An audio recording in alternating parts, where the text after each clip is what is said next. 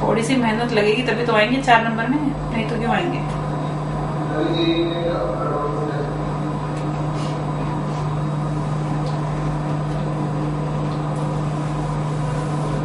ठीक है जी, चलिए आगे। रुक गए, बिल्कुल रुक गया, फटाफट कर लो इसको। नेक्स्ट कॉन्सेप्ट हमें करना है पार्शियल फ्रैक्शंस का, जो कि थोड़ा इम्पोर्टेंट है।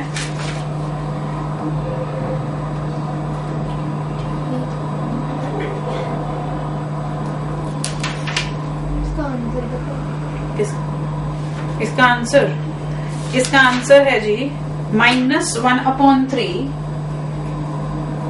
इंटू 1 + x - x² की पावर 3/2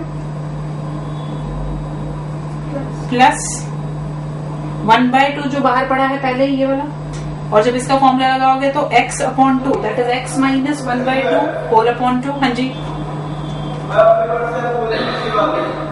व्हाट्सएप मैंने खोला तो उसने सोल्यूशन मुझे भेजे हुए हैं, लेकिन उसमें पहले तो असिम्पटोट्स अगर हैं और उसके ग्राफ कैसे प्लॉट किए हैं, पहले तो वही समझने वाला काम है उसके अंदर। हाँ, वही मैं कह रही हूँ ना, क्योंकि बिना ग्राफ के या तो उसमें एक काम और मैं सोचे थे हम ये करके देख लेते हैं कि A, B और A1, B1 जो भी रूट्स दे रखी हैं उनको या तो कोई वैल्यू सपोज करके एक बार प्लॉट करके देख लें उसको प्रॉपर वे में, तब तो बात समझ में आएगी। आज सच तो जो उसने दिया है ग्राफ वो तो मतलब अपने मर्जी से नहीं, देखो बकवास तो नहीं कह सकते क्योंकि कुछ कॉन्सेप्ट उसमें असिम्पटोट का उसने इंट्रोड्यूस किया है, और दूसरा उसमें ग्राफ कैसे बनाओगे अगर आपके पास कुछ अननोन फंक्शन आ जाते हैं तो उससे उसकी यूटिलिटी तो निकल जाएगी। ऐसा तो नहीं कह सकते कि क्वेश्चन बकवास है, पर समझने के लिए थोड़ा सा टाइम चाहिए। मैंने उसमें देख रही हूँ मैं किसी और बुक से भी कि असिम्पटोट्स वगैरह अगर हैं तो किस तरह से हम ग्राफ को प्लॉट करते हैं, बता दूंगी, थोड़ा सा टाइम लगेगा बट चल रहा है काम उसके ऊपर।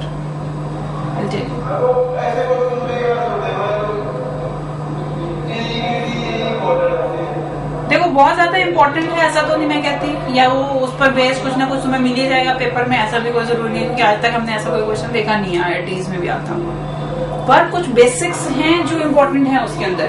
अब सपोज ग्राफ ही प्लॉट करने की बात आ जाए, क्वाड्रेटिक अपॉन क्वाड्रेटिक है ग्राफ प्लॉट करना हो, अगर उसका कॉन्सेप्ट समझ में आ जाएगा तो कहीं ना कहीं यूज हो सकता है, ऐसा तो नहीं हम कह सकते कि बकवासी बात है। बिल्कुल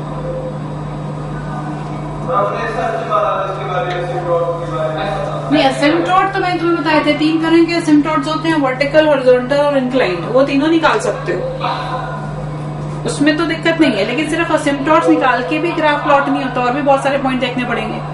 फर्स्ट डेरिवेटिव कहाँ 0 है, सेकंड का क्या है, कहाँ पर वो कट करेगा एक्स एक्सिस को, कहाँ वाई एक्सिस को, सब कुछ देख के उसके हिसाब से ग्राफ प्लॉट होगा। देखो हमारे पास एज सच तो IIT के सिलेबस में भी कहीं पर भी असिम्पटोट वर्ड मेंशन नहीं है। We are not suppose to do asymptotes as such. Asymptotes 10th में ये आता है BSc में जाकर के। असिम्पटोट्स का कॉन्सेप्ट +2 तक कहीं नहीं है आपको। 10th में कहाँ से असिम्पटोट्स आ जाएंगे?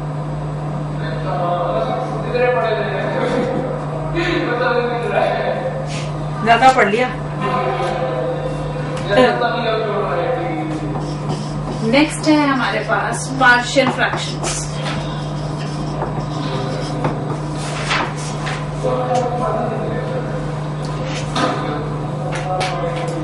इसमें हम क्या करेंगे, integration of rational algebraic functions, integration of rational algebraic functions using partial fractions.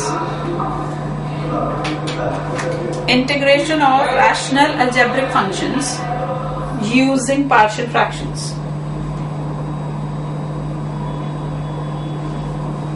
देखो सपोज मेरे पास f(x) अपॉन g(x) इस फॉर्म का कोई फंक्शन है से h(x), ये भी है पॉलिनोमियल इन एक्स और ये भी है पॉलिनोमियल इन एक्स। ऐसे क्वेश्चंस हम पहले भी कर चुके हैं जहां पर हमने क्या बोला था कि अगर न्यूमरेटर के पॉलिनोमियल की डिग्री डिनोमिनेटर के पॉलिनोमियल से बड़ी हो तो क्या करते हो, डिविजन करते हैं। लेकिन जब न्यूमरेटर की डिग्री डिनोमिनेटर की डिग्री से छोटी हो, तब अगर हमारे पास फॉर्म हो लीनियर अपॉन क्वाड्रेटिक, तो वो तो हमने सीख लिया कि कैसे सॉल्व करते हैं।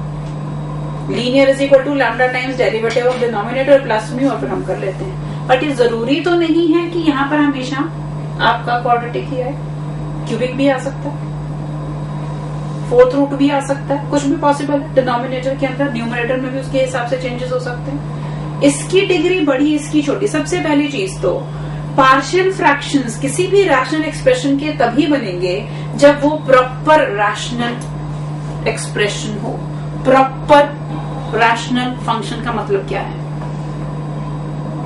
न्यूमरेटर की डिग्री डिनोमिनेटर की डिग्री से छोटी। जैसे कि आप कहते हो प्रॉपर फ्रैक्शन और इम्प्रॉपर फ्रैक्शन पढ़ते थे, छठी सातवीं पता नहीं कौन सी क्लास में पढ़े थे तुम। प्रॉपर फ्रैक्शन का मतलब न्यूमरेटर की डिग्री छोटी और डिनोमिनेटर की डिग्री बड़ी, तभी पार्शियल फ्रैक्शंस बन सकते हैं, अदरवाइज कभी भी पार्शियल फ्रैक्शंस आप नहीं बना सकोगे।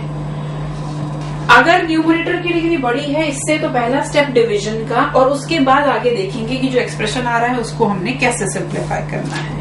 ठीक है जी। अब हम देखते हैं, तीन पॉसिबिलिटीज हमारे पास होती हैं। पहली पॉसिबिलिटी एक्सप्रेशन है of the form 2x minus 1 upon x minus 1 x plus 2 x minus 3, इसको करना है इंटीग्रेट। न्यूमरेटर है लीनियर फंक्शन, डिनोमिनेटर है क्यूबिक इक्वेशन। कैसी क्यूबिक? ऐसी क्यूबिक जिसको कि आप लीनियर फैक्टर्स में कन्वर्ट कर सकते हो, और तीनों के तीनों डिफरेंट लीनियर फैक्टर्स हैं। बस अब पहले क्या करूंगी मैं, इसको पार्शियल फ्रैक्शंस में कन्वर्ट करूंगी। पार्शियल फ्रैक्शंस में कन्वर्ट करने का मतलब है, बातें खत्म होगी, याद आ गया? हाँ जी बोलो। पार्शियल फ्रैक्शंस का मतलब है आपके पास एक प्रॉपर रैशनल फंक्शन है, उसको आपने इन टर्म्स ऑफ लीनियर फ्रैक्शंस लिखना है। मतलब मैं इसको एक्सप्रेस करना चाहती हूँ in the form of a upon x minus 1, b upon x plus 2, c upon x minus 3। और ये जो हर एक पार्ट है इसको बोलते हैं पार्शियल फ्रैक्शन। ठीक है जी।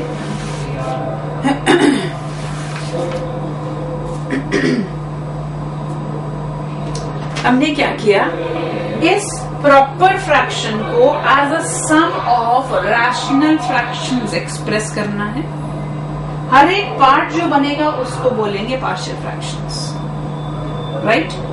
अब पहला मेथड हम करने जा रहे हैं क्या, जब मेरे पास denominator is expressible in terms of different linear factors. क्या क्या हो सकता है, या रिपीटेड भी हो सकते हैं, से x माइनस 1 का स्क्वायर इंटू एक्स प्लस 2, ऐसा भी एक्सप्रेशन हो सकता है। उसके लिए अलग तरीके से पार्शियल फ्रैक्शंस बनेंगे। अभी हम बात कर रहे हैं जब डिनोमिनेटर लीनियर फैक्टर्स की फॉर्म में है और कोई भी रिपीटेड फैक्टर नहीं है। ठीक है जी। तो पार्शियल फ्रैक्शन बनाने के स्टेप्स, सबसे पहला स्टेप तो यही है, मैं इसको लिखूंगी a upon x minus 1, b upon x plus 2, c upon x minus 3। ये a, b और c अननोन कॉन्स्टेंट्स हैं जो कि मुझे निकालने हैं। ये तीन कॉन्स्टेंट मैंने अपनी तरफ से डाले, इनकी वैल्यू अब मुझे निकालनी है। ठीक है जी। तो क्या प्रोसीजर हम लगाएंगे उसको जरा देखो। 2x minus 1 upon x minus 1, x plus 2, x minus 3, LCM ले लो। x minus 1 x plus 2 x minus 3, a into x plus 2 x minus 3, b into x minus 1 x minus 3, c into x minus 1 x plus 2। हाँ जी, ऐसे लिख सकते हैं। क्या किया, जितने linear factors हैं सबको अलग अलग करके constant upon that, constant upon the factor, constant upon the factor plus डाल करके हमने एक्सप्रेस कर दिया। अब ये तीनों अननोन निकालने के लिए क्या कर रहे हैं, एलसीएम ले रहे हैं ऑन राइट हैंड साइड। काम करना है ए बी और सी निकालना। दो तरीके हैं। एक, हम क्या करें, जितने भी लीनियर फैक्टर्स अवेलेबल हैं सबको एक एक करके जीरो पुट कर दो। Put x minus 1 is equal to 0। ये और ये कैंसिल होगा, दोनों तरफ सेम एलसीएम है, कैंसिल हो जाएगा। जो एक्सप्रेशन बचा that is 2x minus 1 a into x plus 2x minus 3। तीनों को करेंगे, एक ही को नहीं करना, तीनों को, जितने भी लीनियर फैक्टर हैं सबको जीरो पुट करेंगे एक एक करके। भाई मेरे इसको काट दिया, ये कट नहीं जाएंगे क्या? हाँ जी, हाँ तो मैंने तो सारे ही काट दिया। ये पूरा डिनोमिनेटर सेम है। अगर आपके पास हो x by 2 is equal to y by 2, तो यहाँ से x is equal to y लिख दूं, कोई दिक्कत तो नहीं होती। ऐसे मैंने तीनों काट दिए, कोई पार्शियलिटी नहीं, तीनों काट दिए। x माइनस 1 को 0 डाला, x की वैल्यू क्या हो गई 1। इस पूरे एक्सप्रेशन में अगर आप x माइनस 1 को 0 डाल रहे हो तो ये फैक्टर 0, ये फैक्टर 0, यहां से क्या बना 1 is equal to a into 3 into minus 2। यहां से आ रहा है x की वैल्यू 1, x को 1 डालेंगे, ये साइड 1, ये 3, ये माइनस 2, तो a की वैल्यू माइनस 1/6।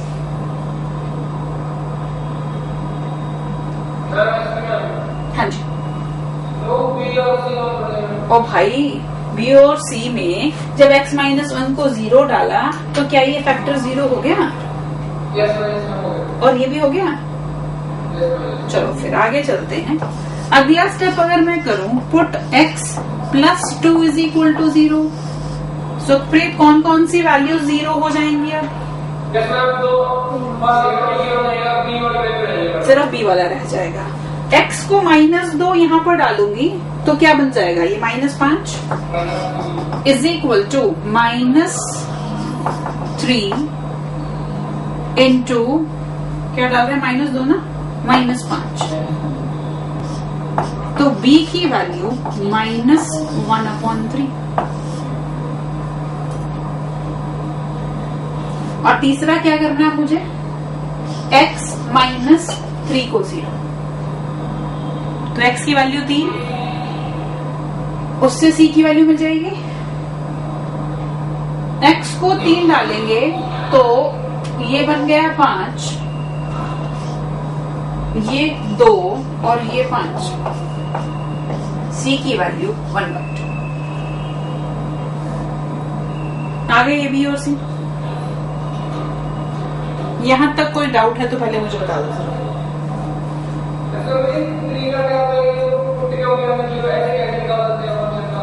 मैं देखो, इसका जो प्रॉपर तरीका है, एक्चुअल जो है वो भी बताती हूँ। बट जब लीनियर फैक्टर्स हैं हमारे पास, हमें क्या करना था, ए बी और सी डालने थे।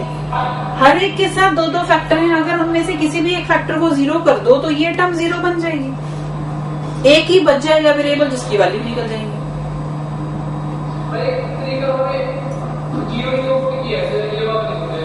अगर मैं इसको 1 पुट कर दूं, सपोज, कर कुछ भी सकते हो, ये कोई जरूरी नहीं है कि मैंने x को 1 ही पुट करना है या मैंने 0 ही पुट करना है, कुछ भी पुट कर लो। होगा क्या, सपोज ये जो इक्वेशन है, this should be true for all real values of x। चाहे जो मर्जी वैल्यू डालो, हमेशा ही ट्रू होनी चाहिए। मैं सपोज x को 1 डाल के कैलकुलेशंस करती हूँ तो उस, हाँ जी,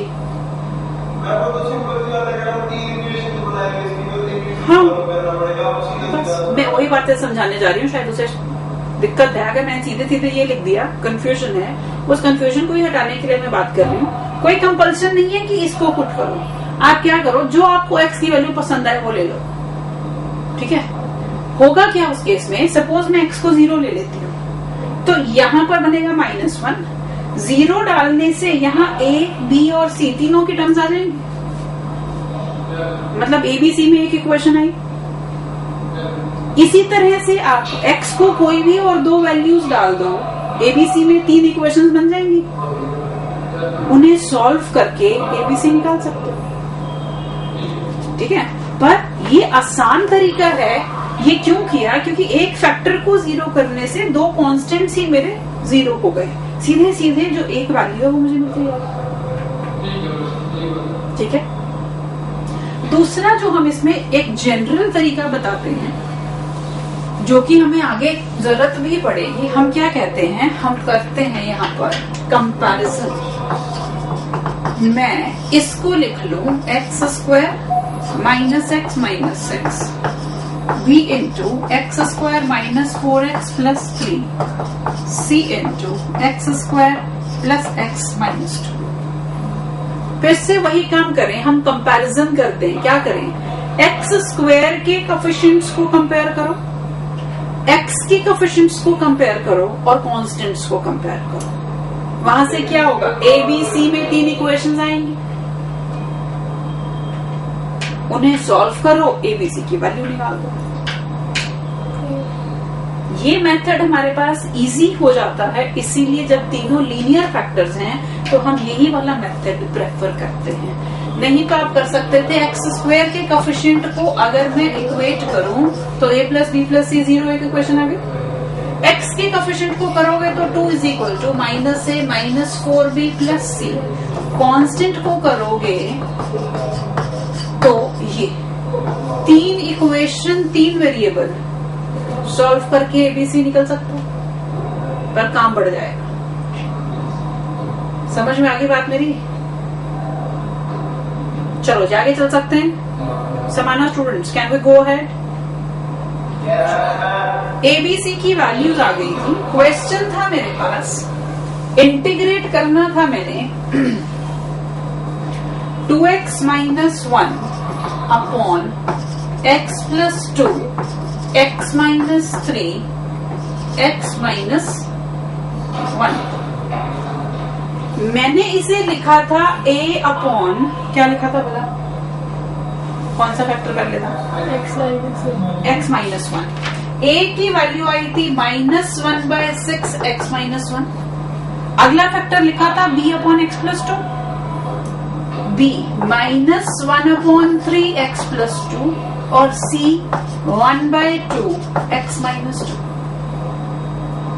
मतलब इस एक्सप्रेशन की जगह मैं ये एक्सप्रेशन लिख दूं तो कोई फर्क नहीं है। अब दोनों तरफ कर देते हैं इंटीग्रेट, माइनस को बाहर रख लो और अब इसकी इंटीग्रेशन बहुत आसान, -1/6 log mod x - 1 -1/3 log mod x + 2 + 1/3 log mod x - 2 + c।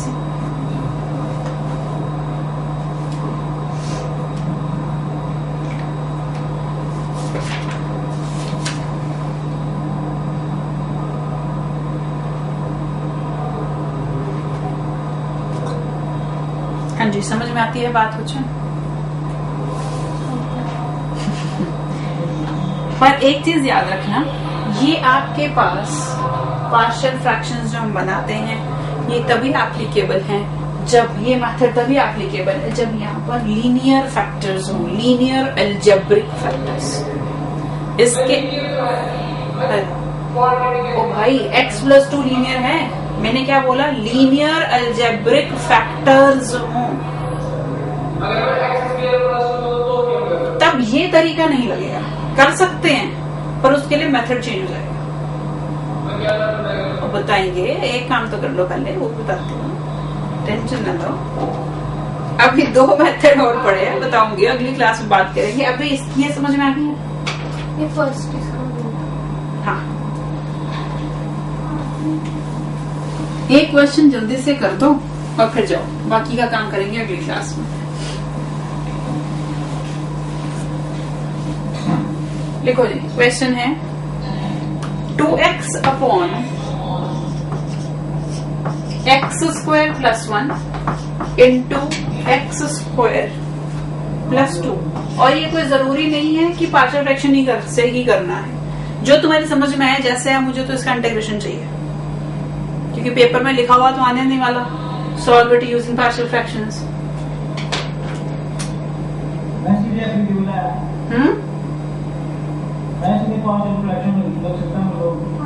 As such तो लग ही नहीं सकता अभी, जो मेथड आपने पढ़ा उसके हिसाब से तो अभी पार्शियल फ्रैक्शन लग ही नहीं सकता, क्योंकि ये लीनियर फैक्टर्स नहीं है। तो सीधा सीधा तो पार्शियल फ्रैक्शन लगा ही नहीं सकते आप, अभी तक नहीं लगा सकते। जब हम पढ़ लेंगे कि इररिड्यूसिबल क्वाड्रेटिक है तो कैसे लगाते हैं, तो लगा भी सकते हो। हाँ जी, किससे?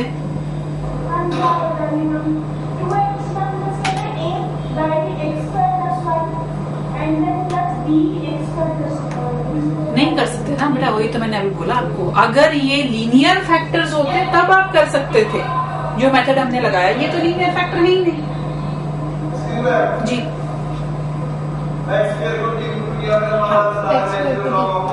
पहले आप कर दो x² को t, 2x dx dt, numerator dt, denominator t + 1 t + 2। अब आप कर सकते हो पार्शियल फ्रैक्शंस में कन्वर्ट, एक तरीका। दूसरा, अगर यहाँ